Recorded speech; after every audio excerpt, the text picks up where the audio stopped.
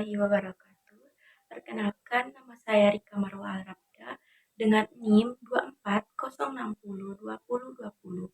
Baik, di sini saya akan membuat video pembelajaran untuk memenuhi tugas UTS Ulumul Quran. Saya akan membawakan materi ayat-ayat muhkam dan ayat-ayat tasyabih. Baik, saksikan.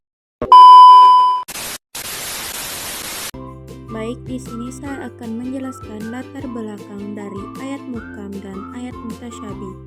Adanya ayat muhkam dan mutasyabih itu ialah datang dari Allah Subhanahu wa taala, yang dimana Allah Subhanahu wa taala memisahkan atau membedakan ayat-ayat yang muhkam dengan ayat-ayat yang mutasyabih dan menjadikan ayat muhkam dan mutasyabih sebagai perbandingan antara keduanya. Baik, selanjutnya saya akan menjelaskan pendapat dari sebagian ulama mengenai tentang ayat muhkam dan mutasyabih.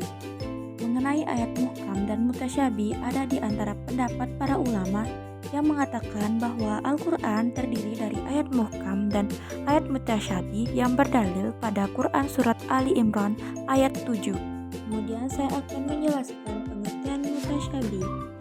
Mutasyabih secara etimologi yaitu suatu ungkapan yang maksud maknanya akhirnya samar.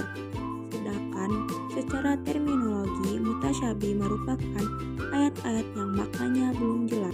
Contoh ayat mutasyabih. Salah satu contoh ayat mutasyabih adalah ayat yang menjelaskan tentang keberadaan Allah Subhanahu wa taala. Contohnya yaitu Quran Surat Taha ayat 5 yang artinya Allah beristiwa di atas asri. Kemudian ada contoh ayat berikutnya yaitu Quran Surat Al-Baqarah ayat 115 yang artinya Allah berada di berbagai tempat di bumi. Jika kita maknai kedua ayat tersebut secara mentah, maka akan muncul kesan bahwa Allah berada di dua tempat. Maka sebagian besar ulama menggolongkan ayat tersebut ke dalam ayat mutasyabih. Nah, untuk ayat semacam itu perlu dikembalikan kepada ayat muhkam. Baik, selanjutnya saya akan menjelaskan pengertian muhkam. Muhkam secara etimologi yaitu suatu ungkapan yang maksud makna lahirnya tidak mungkin bisa diganti ataupun dirubah. Sedangkan secara terminologi, muhkam yaitu ayat-ayat yang maknanya sudah jelas.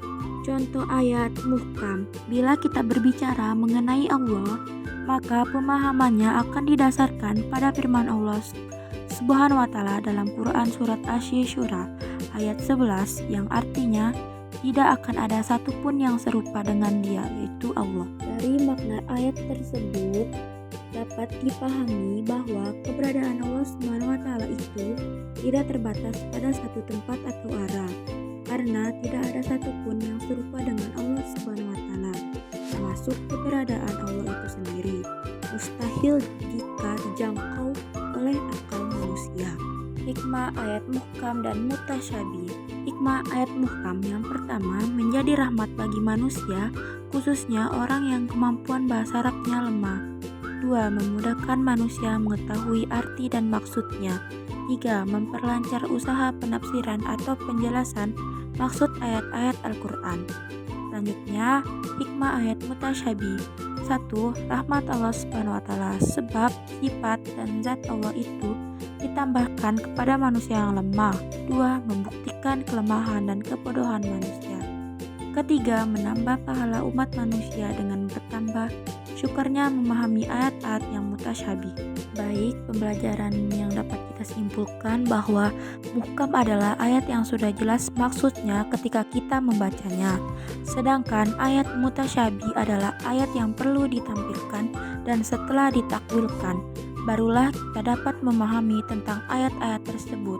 Baik, segitu saja penjelasan dari saya. Terima kasih. Wassalamualaikum warahmatullahi wabarakatuh.